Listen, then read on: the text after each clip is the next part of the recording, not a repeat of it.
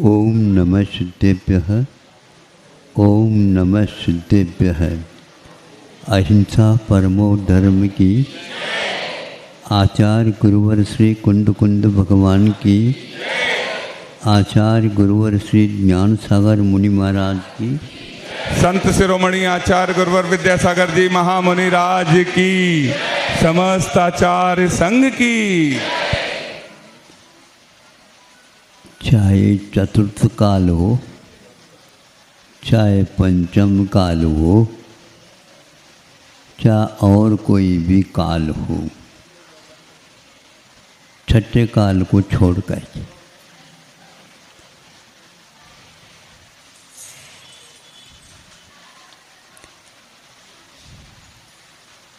तो क्या कहना है, और कुछ नहीं। जो जिस समय अच्छा काल, जिसको सतयुग बोलते हैं, चलता था, उस समय में भी सारे के सारे कार्यक्रम धर्म के अनुरूप ही चलते थे। कुछ ऐसे भी कार्य होंगे जो धर्म से प्रतिकूल भी होंगे, ये तो होता ही है। तो एक उदाहरण देना चाहूँगा। उस समय में भी युद्ध होते थे और इस समय में भी युद्ध हो रहे हैं। ये तो इसका तो युग का एक यूँ कहना चाहिए जैसे कर्तव्य हो गया। युद्ध के बिना सही क्या है, गलत क्या है, इसका निर्णय नहीं हो सकता। अब अपने अपने कुवत के अनुसार युद्ध करेंगे। किसी के पास सेना ज़्यादा भी रह सकती, किसी के पास कम भी रह सकती। किसी के पास शस्त्रास्त्र अच्छा बहुमूल्य के भी हैं, किसी के पास कम भी है। अब देखो, जब लड़ाई चालू हो गई, एक दूसरे को मारने लगे, एक दूसरे के ऊपर झपटने लगे, कूदने लगे, सब कुछ होने लगा। उसी बीच में ध्यान देने की बात है, 2-3 मानव व्यक्ति गिर गए, लौहान हो गए, उठना मुश्किल हो रहा है। इस दृश्य को देख करके भागता हुआ इधर से एक व्यक्ति आया और देखा, और उसके लिए दवाई दारू, पट्टी, मरहम पट्टी आदि जो प्राथमिक उपचार है, उस रणांगन में भी उपचार होता था। सुन रहे हो आप लोग? हाँ तो कहो।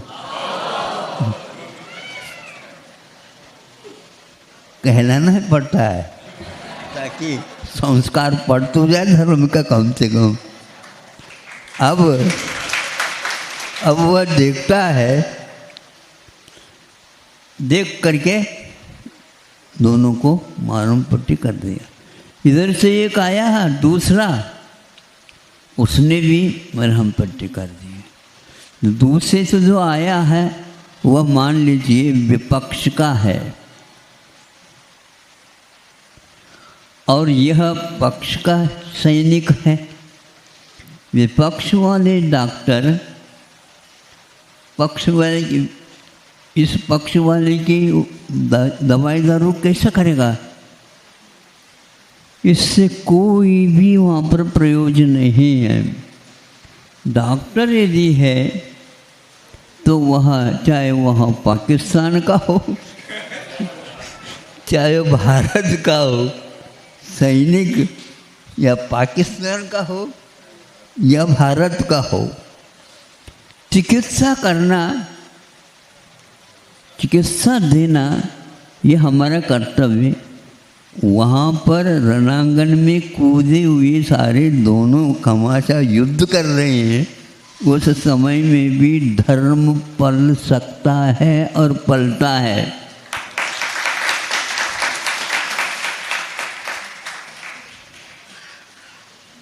किंतु ये सब को होते हुए भी अनीति परक कार्य भी होते हैं। वो सेना में भले ही हो, लेकिन डॉक्टरों में कभी भी नहीं होगा। इसको बोलते हैं धर्म। अब रणांगन में भी धर्म पाला जा सकता है, तो आप लोगों को कम से कम अपने आंगन में बैठ तो करो।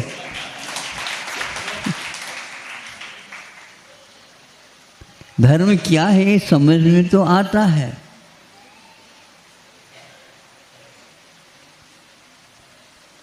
इस बात को लेकर के हम सोचते हैं कि धर्म अलग वस्तु है, कर्तव्य का नाम है। लेकिन कुछ अनीति परक युद्ध भी करने वाले सेना होती है। द्रोणाचार्य ने सुना पांडवों की तरफ से जो योद्धा था उसको कैसे युद्ध के साथ साथ नहीं किंतु अनीति पूर्वक मार डाला। तो इसका बदला तो लेना है। अब अनीति पूर्वक क्यों? जब दोनों के लिए ही नीति बांध दी गई है तो अनीति पूर्वक क्यों? दिन में ही युद्ध होगा, रात में नहीं। आज रात में ही होता है, दिन में विश्राम होता है। अब हम क्या करें? कुछ विश्राम लेकर के हो जाए तो नहीं। आज 18 महीने से चल रहा है युद्ध। अब बोलो आप। इसी बीच में भारत भी है। भारत युद्ध में तो भाग लेगा नहीं। जिन्होंने युद्ध चालू किया है उनको समझाने के लिए कई अच्छे राष्ट्र भी भारत को प्रेरित किया जा रहा है। यह युद्ध को रोकने के लिए है। और इस कुछ लोग शस्त्रास्त्र बहुत मात्रा में देने भी चालू है कार्यक्रम। व्यापार तो रोकेंगे कैसे? ये क्या है? थोड़ा सोचना चाहिए। व्यापार होते हुए भी दूसरे का जीवन ही समाप्त हो रहा है अनीति पूर्वक, उसके लिए मदद करना ये धर्म है। व्यापार करना धर्म नहीं माना जाता, लेकिन कर रहे हैं क्योंकि संधि का अवसर का उपयोग करना। तो इधर से भी चालू हो गया, तो इधर से तो यह एक समय देखा और अश्वत्थामा मृतो, यही है, नरोवा कुंजरोवा, कुंजरोवा नरोवा। ये क्या है?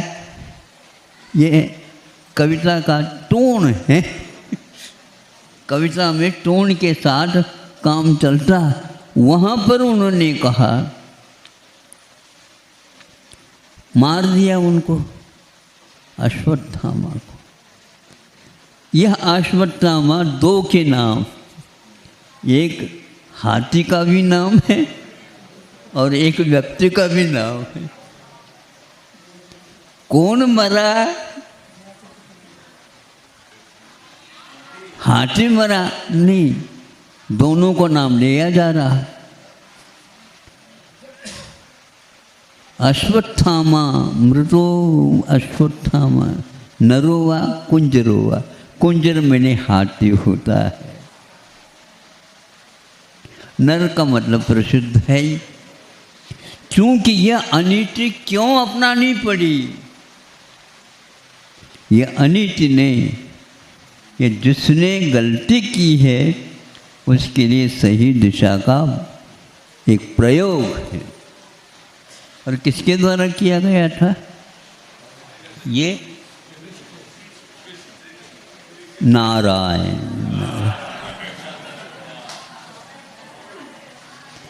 युद्ध के लिए सेना तो नहीं रखी है, किंतु पूरी सेना कौरवों के लिए दे दी और पांडवों के लिए बिना सेना तुम 5 हो लड़ो। और इन्होंने उस अश्वत्थामा को मारने के लिए प्रयोग किया। इसमें 5 पांडव नहीं है, लेकिन उस तरफ का कार्य हो गया। इसी प्रकार कई ऐसे अवसर है। अब भरत चक्रवर्ती के बारे में कहूँ, नीति निपुण और घर में वैरागी। जब 3 युद्धों में, धर्म युद्ध हैं, युद्धों में हार गया, अब तो कम से कम क्षायक सम्यक दर्शन का उपयोग तो करना चाहिए। घर में वैरागी, वैरागी शब्द 2 शब्दों से बना है, वै और रागी। वही मैंने निश्चयन, वही मैंने निश्चय होता है। रागी वह वैरागी नहीं था, किंतु निश्चय से रागी था। इसलिए 3 धर्म युद्धों में हारने के बाद भी युग के आदि में 4था युद्ध और कर दिया उसने, जो रखा नहीं गया था। अनीतिपूर्वक माना जाएगा, जो चक्र चलाया है, हो सुदर्शन। जो बुरा कार्य करने में भी लगा है तो उसको कैसे हम सुदर्शन कहेंगे? सुदर्शन चक्र चलाया, किसके ऊपर चलाया? नीति पूर्वक चलाया क्या अनीति पूर्वक चलाया? अनीति पूर्वक। कुछ पक्ष तो होगा नीति पूर्वक चलाया, नहीं।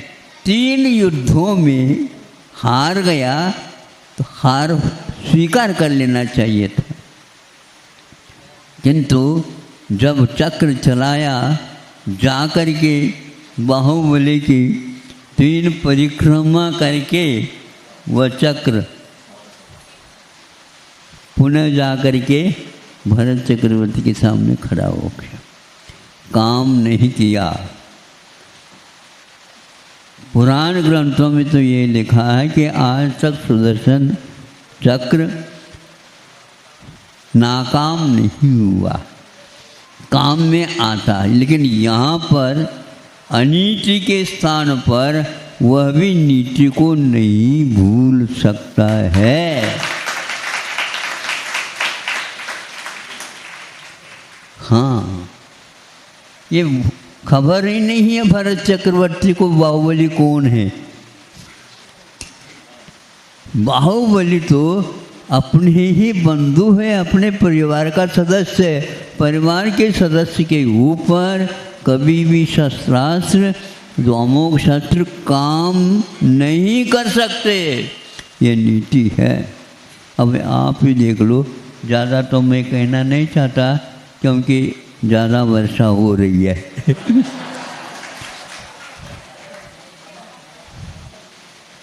अब ये सोचो कि भरत चक्रवर्ती बड़े हो करके 3 युद्धों में हार करके भी अनीति मूलक कुछ जीतना चाहता था। अनीति मूलक आज तक कोई भी जीत नहीं सका, क्योंकि यह अमोघ शस्त्र है। अब यहाँ पर अनीति का प्रयोग यदि करना था तो बाहुबली भी कर सकता, लेकिन नहीं, यह अनीति की सीमा हो गई। यहाँ पर अनीति के साथ नहीं लड़ना है, यह धर्म नीति है। और बाहुबली को वैराग्य हुआ, वह वैरागी है, और यह चक्र के पीछे पड़ा हुआ रागी है। इन बात को सुन करके, यह सब महापुराण का ही विषय है।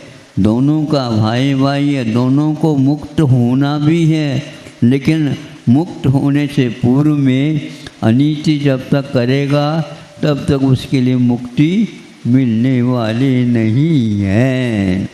इसलिए हम कह रहे हैं कि आज भी युद्धों में कि कोई भी सेना का सदस्य कुछ आहत हो जाता है तो उसकी मरहम पट्टी भी आज कोई भी हो डॉक्टर मात्र वह वो करके करता है। उसी प्रकार आप लोगों को भी अभी ये सब कुछ करते करते हुए भी कुछ धर्म की बातें भी करना चाहिए।